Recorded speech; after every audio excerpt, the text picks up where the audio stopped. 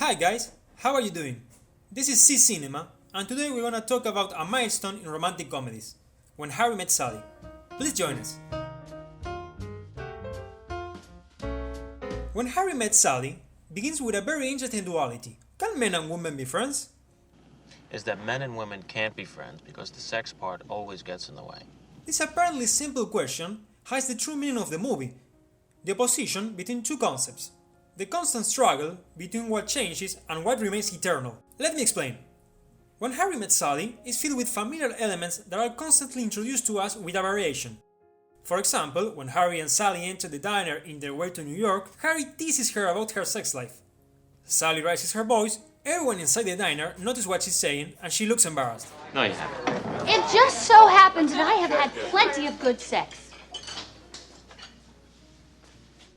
Now, let's look at another scene, the famous fake orgasm scene. Here, we found ourselves again in a restaurant, again following the same couple while they share a conversation over the same topic. Everything is more or less the same, apart from one important exception. Sally isn't embarrassed anymore. Instead, she's doing Yes! Yes! Yes! Oh! Oh! Oh! Oh, God. Oh.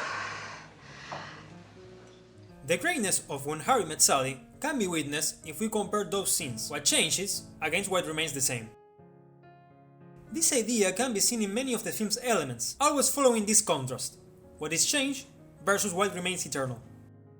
For instance, when Harry and Sally discuss Casablanca, what happens to them in both New Year's parties, or the quote, "Can men and women be friends?" But more on that later. Analyzing the movie as a whole, the main dispute or conflict of the film is centered on what kind of relationship will Harry and Sally end up having, and how their relationship will be constantly struggling between the ephemeral and the eternal. We are going to try to explain the previous statement after watching 3 key scenes, then everything will be clearer. Firstly, let's watch a scene from the beginning. I love you. Not for all year. Then, this scene. And finally, It's just to tell them. why are we taking a look at these kisses? Interestingly enough, all 3 scenes begin with the same tracking shot, the circular dolly shot.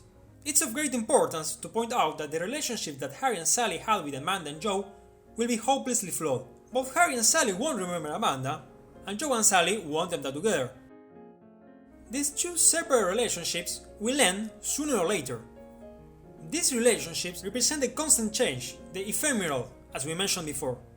What's important to note is that behind Amanda and Joe, behind those pair of kisses, and behind those circular dolly shots, both Sally and Harry are still, merely watching the scene.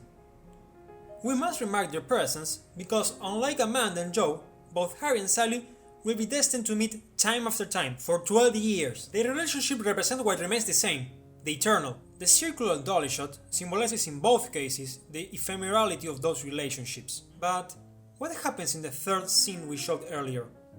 Rob Reiner, the director of the film, shots the first kiss between Harry and Sally using the circular movement of their dancing, suggesting that Harry and Sally might end up like Amanda or Joe.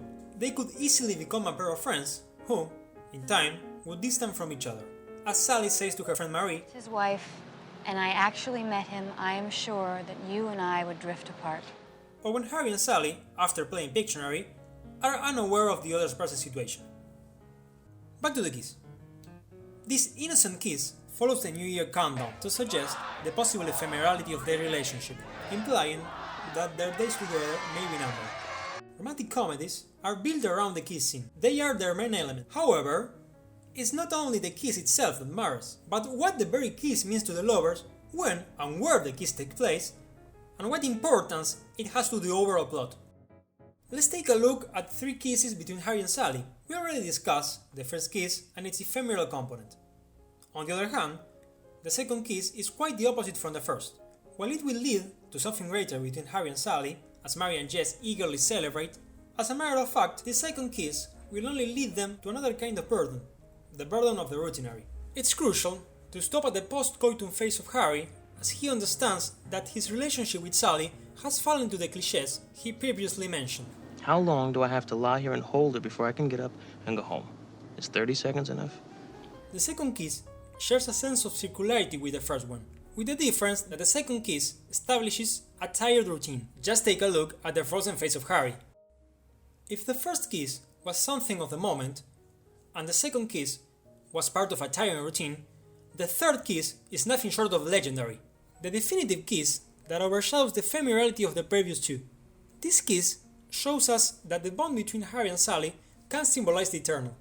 It's not because it's New Year's Eve, like in the first kiss, And it's not because it's New Year's Eve.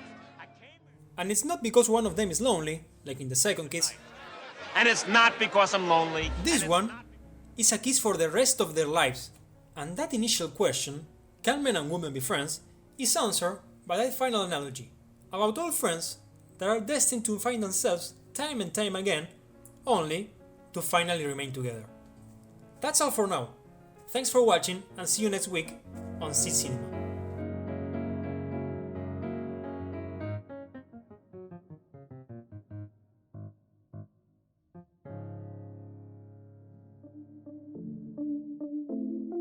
If you like the video, please comment, like and subscribe.